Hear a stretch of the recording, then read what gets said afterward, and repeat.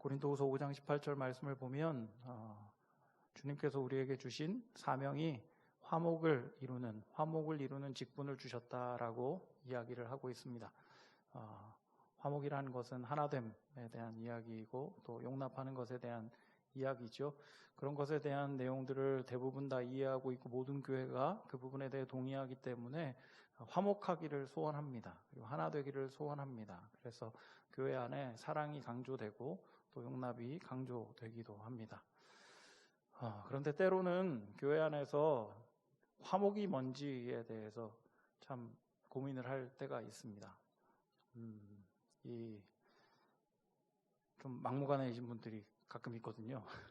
그냥 화목하기 위해서 용납하면 서로 용납하고 하나 되는 경우가 대부분이기는 합니다만은 어떤 분들은 자기만을 이해받기를 원하고 그래서 왜 이런 것도 용납해주지 못하냐면서 오히려 뻔뻔하게 막 공격하시는 분들도 계시고 또 어떤 분은 너무 박하게 다른 이들을 용납하지 못하여서 교회가 화목하지 못하고 공동체가 화목하지 못하게 되는 때를 많이 봅니다. 이게 전적으로 용납하는 것이 맞는가? 아니면 그 죄를 지적하고 그걸 고쳐서 끌고 가는 것이 화목인가? 이런저런 고민들 속에서 화목에 대한 그런 답을 구한 적이 있었습니다. 여러분들 계시는 곳에서 정말 화목합니까? 화목을 이루고 계십니까? 주님께서 우리에게 화목하는 직분을 주셨는데 그 직분 잘 감당하고 계십니까? 쉽지가 않죠. 마음속에 화목하게 해야지라는 생각은 있지만 그러기가 쉽지가 않습니다. 그런 의미에서 오늘 본문을 통해 하나님이 기대하시는 화목하는 방식이 어떤 것인지를 돌아보는 것은 매우 중요한 일이라 생각합니다. 오늘 본문은 요셉이 그의 형제들과 다시 한번 화목하고 회복되는 장면들을 기록하고 있는데 그 안에서 우리가 화목하는 그 방식이 어떤 것인지를 그 진정한 화목을 위해서 우리가 무엇을 해야 되는지를 돌아보고 깨닫는 그런 복된 시간이 되기를 원합니다. 형제들에게 팔리는 인생의 절망을 경험하긴 했지만 요셉은 하나님께서 함께 해주시는 형통을 통해서 이방 땅에서도 은혜를 경험하였고 결국 애굽 왕의 꿈을 해석하고 일어나게 될 문제에 지혜로운 답을 제시하면서 애굽의 총리의 자리에 오르게 됩니다.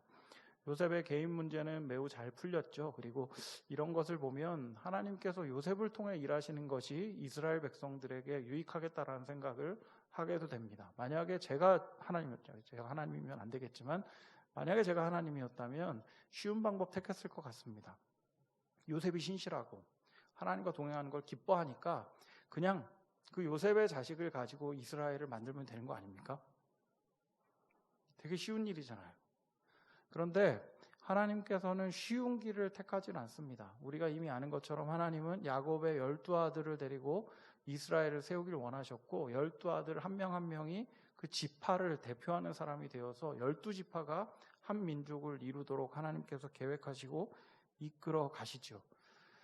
하나님의 뜻을 참 알 수는 없지만 그 어려운 길을 왜 택하셨는지 알 수는 없지만 그런 하나님의 계획이 있었기 때문에 요셉과 그의 형제들이 다시 한번 화목하고 회복하게 되는 것은 매우 중요한 일이었습니다. 그 과정을 거치지 않으면 이스라엘은 12아들을 통해서 12지파가 된다 하더라도 하나 될 수 없고 화목될 수 없기 때문에 온전한 국가의 기능을 주님께서 기대하시는 제사장적인 나라의 기능을 할 수 없을 것이었기 때문에 이들의 화목은 매우 중요했습니다. 근데 문제가 있죠. 만나지도 못하는데 어떻게 화목하겠어요? 요셉의 형제들은 이미 요셉이 죽었다고 생각합니다. 노예로 팔아버리긴 했지만 그 당시 노예들이 굉장히 비참한 생활을 했고 어려운 생활을 했기 때문에 곱게 자란 요셉이 버티지 못했을 거라 생각한 듯합니다. 아마 죽었을 것이다. 살아있더라도 비참한 인생 살 것이다 생각하면서 지냈을 겁니다. 아니 생각 안 할 수도 있습니다. 왜냐하면 20년이나 지났거든요. 20년의 세월 동안 요셉이 어떻게 지내는 것에 대해서 그렇게 고민도 하지 않았을 것이고 그렇기 때문에 그냥 그 형들에게는 잊혀진 존재가 되는 것이 요셉의 운명이었던 거죠. 그냥 각자의 길을 가는 것이 상식적이고 자연스러운 방식이었습니다. 그런데 하나님께서는 7년의 기근을 준비시키셔서 그 7년의 기근을 통해 이 형제들이 극적으로 만남을 갖게 합니다. 참 세상의 역사인데 하나님이 이 가족을 위해서 이루시는 것 같다는 생각이 약간 불편한 마음도 들긴 합니다만은 그냥 그 중심으로 쓴 거니까요.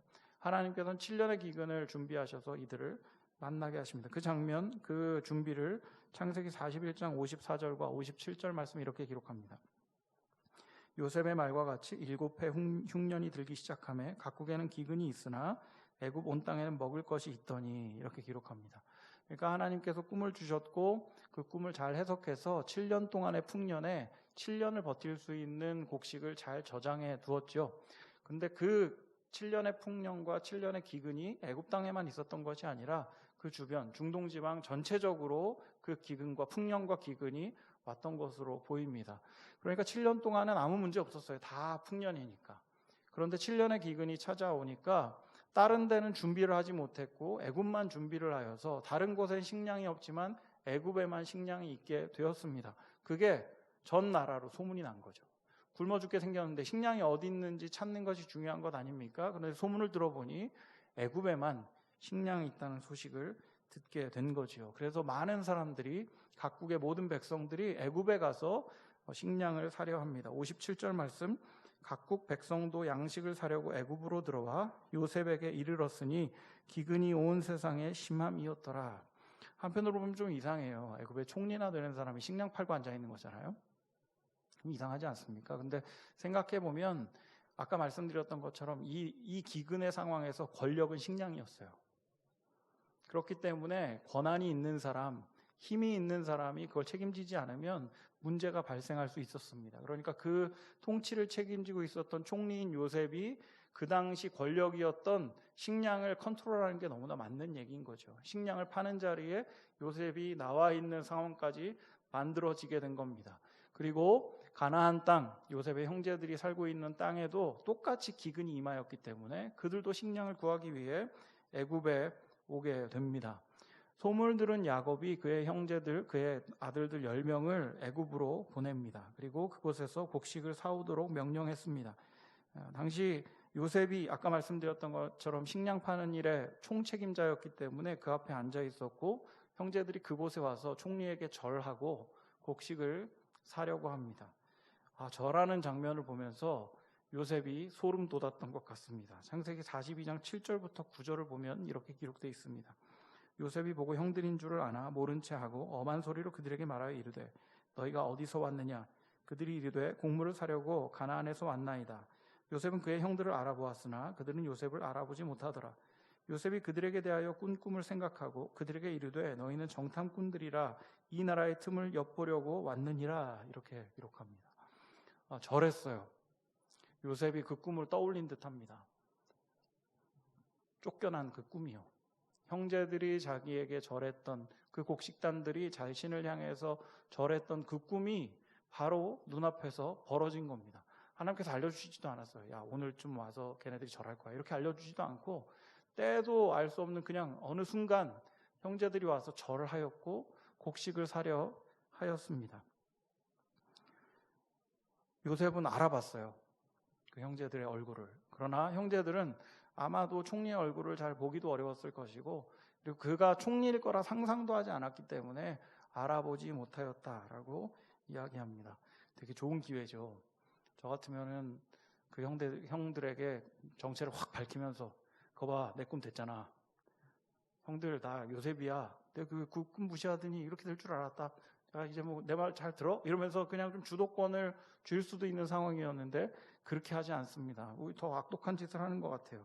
너희는 정탐꾼들이다 이렇게 몰아세우고 감옥에 가둬버립니다. 어떻게 보면 야 요셉도 만만한 인간 아니구나. 이 인간이 복수를 시작했구나. 이런 생각을 하게도 됩니다. 그런데 요셉이 그렇게 한 이유가 있어요. 방금 읽었던 9절의 말씀을 보면 전제가 이렇게 되어 있습니다. 요셉이 그들에게 대하여 꾼 꿈을 생각하고 이렇게 기록합니다. 그러니까 절하는 걸 보고 하나님께서 전에 자신에게 주셨던 그 꿈을 생각했다라고 얘기합니다. 이 생각하다라는 단어가 원어적으로 주의 깊게 살피다, 주의 깊게 살피다 이런 의미를 가지고 있어요. 그러니까 이 꿈이 이루어지는 것을 보면서 하나님께서 이 가운데 무슨 일을 하시는지에 대해 주의 깊게 주의를 돌아보고 하나님의 일하심에 대해서 관심을 기울이고 있는 장면을 보여주는 거죠. 형제들이 이곳에 왔고 꿈이 이루어졌는데 하나님이 도대체 왜 이런 일을 지금 이 순간에 벌이시는 걸까 하나님은 어떻게 일하시는 걸까? 그런 생각을 하면서 이들을 잡아둔 거죠. 왜냐하면 형제들이 어떻게 변했는지, 어떤 생각으로 왔는지, 하나님이 왜 이곳에 보내셨는지를 확인해야 되니까요. 너희들이 정탐꾼이다 라는 누명을 씌워서 3일간 옥에 가둡니다. 그리고 그들을 3일간 옥에 가두었다가 다시 옥에서 빼내면서 한 가지 제안을 합니다. 너희 형제들 중에 10명 중에 한 명만 이곳에 남아라. 그리고 갔다가 돌아올 때 막내 동생, 그 베냐민이라는 막내 동생을 데리고 오면 내가 너희들이 정탐꾼 아니라는 걸 알겠다라는 이야기를 하는 거죠. 왜 그런 이야기를 했는지에 대해 성경은 명확하게 기록하지 않습니다. 그런데 그 제안에 대해서 반응하는 형제들의 반응이 놀랍습니다. 창세기 43장 아니군요. 창세기 42장 21절에서 22절 말씀을 보면 그 이야기를 들은 형제들이 반응을 이렇게 했다고 기록합니다. 그들이 서로 말하되 우리가 아우의 일로 말하여 범죄하였도다. 그가 우리에게 애걸할 때에 그 마음의 괴로움을 보고도 듣지 아니하였으므로 이 괴로움이 우리에게 임하도다. 르우벤이 그들에게 대답하여 이르되 내가 너희에게 그 아이에 대하여 죄를 짓지 말라고 하지 아니하였더냐. 그래도 너희가 듣지 아니하였느니라. 그러므로 그의 핏값을 치르게 되었도다. 과거에 알고 있던 요셉의 형제들이라면 한 명만 남기라고 했을 때 싸웠을 겁니다. 누가 남을 것인가? 야, 네가 남아. 야, 네가 남아. 그리고 네가 막내잖아. 네가 남아. 아니 그래도 형이 남아야죠. 뭐 이러면서 싸워야 되는 게 정상적인 형제들의 모습이에요. 왜냐하면 자기밖에 모르는 형들이었거든요. 자신의 유익을 위해서 동생까지 팔아먹었던 형들 아닙니까? 그런데 그 제안을 했을 때 형제들의 모습이 다릅니다. 그가 생각했던 방식이 아니라 전혀 다른 방식, 그들의 죄를 떠올립니다. 그 순간에 하나님께서 우리의 죄를 기억한다는 것을 돌아봅니다. 괴로워합니다. 그러면서 얘기하죠. 핏값을 치르게 되었다. 하나님이 이 20년이나 지난 일에 대해서 기억하게 하시고 그걸 돌아보게 하시고 결국은 우리를 심판하고 계신다라는 고민에 이르게 된다는 것이죠. 그 이야기를 하는 것을 본 요셉은 웁니다. 이어지는 24절 보면 요셉이 울었다라고 기록하고 있어요. 한편으로는 그들의 후회하는 모습을 보면서 이들이 내가 잘못한지는 알긴 아는구나 하면서 감정이 북받쳤을 수도 있겠습니다. 또 한편으로는 하나님께서 이 과정에 개입하셔서 그들의 죄를 들춰내시는구나, 하나님께서 나의 억울함을 풀어주시는구나 생각하여 울음이 터졌을 수도 있습니다. 혹은 변해버린 이 형제들의 모습, 좀 변하고 있는, 죄에 대해서 인식하고 있는 이 형제들을 바라보면서 어쩌면 좀 안쓰러운 모습을 가지고, 안쓰러운 마음을 가지고 그들을 바라보며 울었는지도 모르겠습니다. 어찌되었던 이들이 자신의 죄를 고백하고 있는 장면을 보면서 요셉은 눈물을 흘리고 이들이 화목할 첫 발을 내딛게 되는 것을 보게 됩니다. 저같이 성질 급한 사람들은 그 정도 됐으면 저예요 하고 정체를 밝히고 그냥 바로 화목하려고 노력할 텐데 요셉은 그렇게 하지 않습니다. 왜냐하면 이들이 죄를 고백하긴 했지만 정말로 변했는지에 대한 확신이 필요했던 듯 싶습니다. 그래서 이들을 시므온만 잡아둔 채로 가나안으로 돌려보내고 막내 아우와 돌아오기를 약속하고 돌려보냅니다. 이들이 돌아와서 이야기를 합니다. 그런데 아버지는 펄펄 뛰죠. 또 이상한 짓 하고 왔다고. 다시는 안 내려보낼 각오를 했을 수도 있겠습니다. 우리 식량을 아끼자. 그래서 그냥 웬만하면 내려가지 말자. 시므온은 그냥 없는 셈 치자. 이렇게 생각하면서 곡식을 아껴 먹었을지 모릅니다. 그런데 곡식이 다 떨어졌습니다. 아버지는 또 굶어 죽을 순 없으니 형제들을 불러다가 다시 한번 그곳에 가서 곡식을 사오라고 이야기합니다. 그런데 요구 조건이 이루어져야 내려갈 수 있는 것도 알고 있습니다. 르우벤이 아버지에게 나가서 그 이야기를 했어요. 돌아오자마자 아버지 이런 상황이라 다음에 내려갈 때는 베냐민을 데려가야 됩니다. 제가 제 아들을 담보로 잡아놓을 테니까 데려가게 해주세요. 그랬는데 야곱이 강하게 얘기했습니다. 내 아들은 너희와 함께 가지 못한다. 창세기 42장 38절에 보면 그렇게 기록하고 있습니다. 여전히 베냐민만 싸고 도는 것이죠. 이들이 화목하기 위해서 풀어야 될 두 가지 관계가 있었는데 첫 번째는 형제들과 요셉과의 관계입니다. 그 관계는 어떤 면에서 첫 번째 만남을 통해서 많이 해결됐다 보여집니다.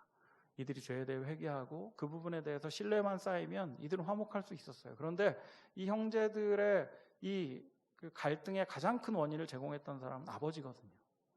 아버지의 편애. 그냥 야곱의 입에서 나오는 아들들은 딱 2명밖에 없었습니다. 내 아들이라고 표현하는 것은 요셉과 베냐민밖에 없었어요. 돌아오자마자 루벤에게 한 말도 그 얘기입니다. 내 아들은 못 데려간다고. 내 아들은 못 데려간다고. 그들을 아들이라고 잘 표현하지 않아요. 여전히 아버지의 문제는 해결되지 않는 것을 봅니다. 그러나 이제 정말 음식이 다 떨어졌고 죽을 수밖에 없는 상황에 이르르자 유다가 그의 앞에 나아가 이야기합니다. 아버지에게 이런 표현을 씁니다. 저를 담보 삼아서 데려가게 해 주십시오. 내가 그를 위하여 담보가 되겠습니다. 창세기 43장 9절에 보면 그런 표현을 쓰면서 이야기합니다. 내 목숨을 걸고 내가 베냐민을 지킬 테니까 그를 데려가게 해 주십시오. 이렇게 이야기합니다. 과거의 형제들을 통해서 이 라헬의 아들들에 대한 사랑이나 연민을 느끼지 못했을 겁니다. 야곱도. 야곱 때문에 깨어진 관계가 되었지만 그것 때문에 형제들도 그 아들들 요셉과 베냐민을 사랑하는 표현들을 잘 드러내지 않았을 겁니다. 그러니 불안한 거죠, 더. 그런데 지금 유다가 어떻게 표현합니까? 내가 담보가 되겠다고. 내가 내 목숨을 걸고 막내를 지키겠다고 이야기하는 거죠. 형제들의 관계가 변하였다라는 것을 눈치챘는지도 모르겠습니다. 그래서 그런지 야곱은 아들을 내어주고 그와 함께 내려가라고 이야기합니다. 좀 놀라운 변화의 표현이 하나가 더 있는데 창세기 42장까지는 야곱을 그냥 야곱이라고 씁니다. 그런데 창세기 43장에 딱 접어들면서 야곱을 야곱이라 표현하지 않고 이스라엘이라 표현하기 시작합니다. 이스라엘은 축복의 이름이죠. 야복강에서 천사와 씨름한 후에 축복으로 얻어낸 이름이 이스라엘입니다. 널 앞으로 야곱이라 부르지 않고 이스라엘이라 부르겠다 했는데 그 다음에 계속 야곱이에요. 무슨 얘기죠? 야곱의 삶을 계속 살았다라는 것을 상징적으로 보여준다 생각합니다. 그런데 창세기 42장에서 43장으로 넘어가면서 갑자기 야곱의 이름이 이스라엘이라고 바뀝니다. 힌트를 주는 거죠. 이제 야곱이 하나님의 통치를 인정하고 이 상황 속에서 하나님이 일하고 계실 것이라는 것에 대한 기대감이 생겨났다고요. 그리고 그 과정 속에 유다가 개입을 하게 되고 그 과정 속에서 자녀들의 편견의 문제에 사로잡혀 있었던 편애의 문제에 사로잡혀 있었던 야곱의 문제가 조금씩 해결되는 것을 보게 됩니다. 베냐민을 내려보내면서 이런 이야기를 합니다. 창세기 43장 13절 14절 내 아우도 데리고 떠나 다시 그 사람에게로 가라. 전능하신 하나님께서 그 사람 앞에서 너희에게 은혜를 베푸사 그 사람으로 너희 다른 형제와 베냐민을 돌려보내게 하시기를 원하노라. 내가 자식을 잃게 되면 이르리로다. 이렇게 표현합니다. 바로 직전에 있었던 42장 38절에서는 내 아들이라고 표현해요. 야곱이라는 이름과 함께. 그런데 43장 13절로 넘어가면서 이스라엘이 내 아우도 데리고 가라 이야기합니다. 표현이 바뀌었죠. 원래 표현대로 하면 내 아들을 데려가라 이렇게 표현해야 맞아요. 형제들의 관계를 보는 거죠. 아버지로서 이제 형제를 한 형제로 보는 것입니다. 네 아우도 데려가라. 혹 잃게 되면 하나님께서 잃게 하시는 거겠지. 하나님께서 그 일들 가운데 은혜를 베푸시기를 원한다 이야기하는 거죠. 형제들이 그 장면을 보면서 어떤 마음이었을까요? 저는 상당히 감격했을 것 같습니다. 이제 아버지가 우리를 아들로 인정해 주는구나. 베냐민을 우리 아우라고 불러주는구나. 그 편애로 가까워질 수 없었던 그 아버지에 대한 원망과 그 괴로움이 그 과정을 통해 많이 해결되지 않았을까 싶습니다. 그리고 이들은 해결된 마음을 가지고 베냐민과 함께 요셉을 찾아갑니다. 융숭한 대접을 받습니다. 굉장히 큰 융숭한 대접을 받아요. 심지어 베냐민에게 굉장히 더 잘해줍니다. 그래서 형제들이 안심해요. 야, 베냐민 잘해주는 거 보니까 안전하겠다. 저 같으면 베냐민만 잘해주면 왜 저러지? 꿍꿍이 속이 있을 것 같아. 막 이럴 것 같은데 전혀 그러질 않아요. 안심합니다. 그리고 하나님께서 이 과정을 기뻐하신다라고 여겼을 것 같아요. 아버지의 편애의 문제도 해결되었고 자신들의 죄악을 돌아보면서 하나님께 회개 시간을 가졌기 때문에 하나님께서 이 과정에 개입해 주시고 우리에게 긍휼을 베풀어 주시는구나 여겼을 것 같습니다. 융숭한 대접, 기쁨을 가지고 곡식과 함께 모든 형제들이 이제 풀려나와 다시 가나안 땅으로 올라가기 시작합니다. 그런데 그때 요셉의 비서실장이 쫓아가서 그들의 행진을 멈추지요. 그리고 이렇게 얘기합니다. 누가 총리 은잔을 훔쳐갔다. 그 은잔은 신의 계시를 받는 잔인데 이거 가져가면 큰일 나는데 이거 가져간 사람은 종으로 삼겠다 이야기합니다. 펄쩍 뛰죠. 가져간 적이 없는데. 뒤져보니까 요셉의 계략대로 베냐민의 자루에서 은잔이 나옵니다. 과거 형제들 같으면 베냐민 돌려보내고 자기들 올라갔겠죠. 그런데 형제들이 이제 변했습니다. 그들은 옷을 찢고 슬퍼하며 다시 요셉 앞으로 가서 사정을 하기 시작합니다. 그리고 이렇게 이야기합니다. 그 사정의 핵심이 유다가 무릎 꿇고 하는 이야기인데요. 창세기 44장 16절과 33절 말씀입니다. 유다가 말하되 우리가 내 주께 무슨 말을 하오리이까? 무슨 설명을 하오리이까? 우리가 어떻게 우리의 정직함을 나타내리이까? 하나님의 종들의 죄악을 찾아내셨으니 우리와 이 잔이 발견된 자가 내 주의 노예가 되겠나이다. 지금 이 과정이 하나님께서 우리의 죄악을 드러내는 과정이라고 고백하고 있어요. 요셉 앞에서 굉장히 괴로워하면서 이야기합니다. 그리고 이 과정 중에 하나님 우리의 죄악을 드러내셨고 이 죄값을 우리가 치르기보다는 내가 치르겠다라고 고백을 합니다. 그 핵심이 33절입니다.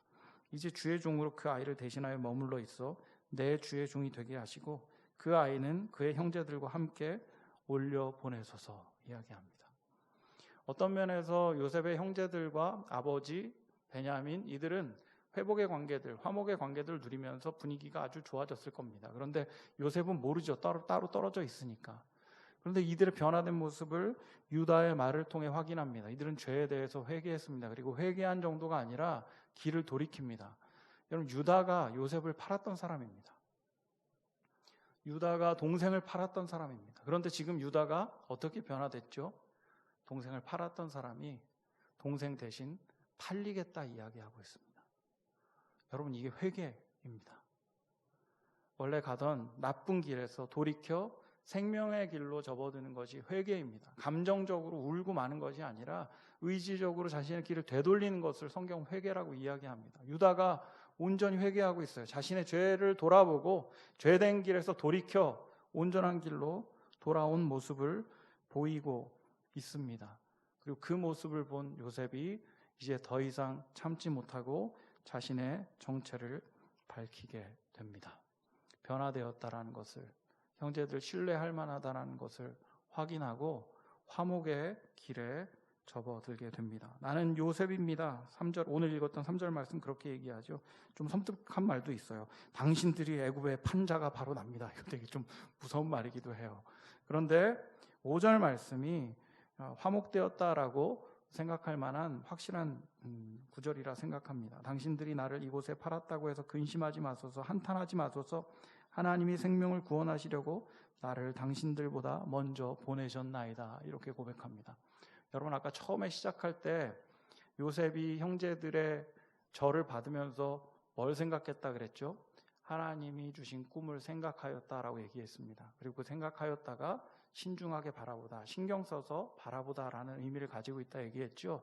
하나님께서 이 과정을 어떻게 일하실 것인지에 대해서 신중하게 바라보고 있던 요셉이 형제들과의 이 회복의 과정, 화목의 과정들을 거치면서 깨닫게 된 겁니다. 하나님께서 나를 이곳에 먼저 보내신 것이라고. 형제들이 나를 판 모양이었지만 결국 이 상황을 보니 아직도 5년이나 남아있는 기근 가운데에서 형제들과 가족을 살리기 위해 나를 먼저 보내신 하나님의 섭리임을 깨닫게 된 것이죠. 그 섭리 안에서 형제들 용납하게 됩니다. 그 섭리 안에서 형제들의 회개를 받아주게 되는 거죠. 그것이 화목의 과정이라는 것을 성경 굉장히 긴 여정을 통해 설명하고 있습니다. 화목이 그렇게 어렵다는 거죠.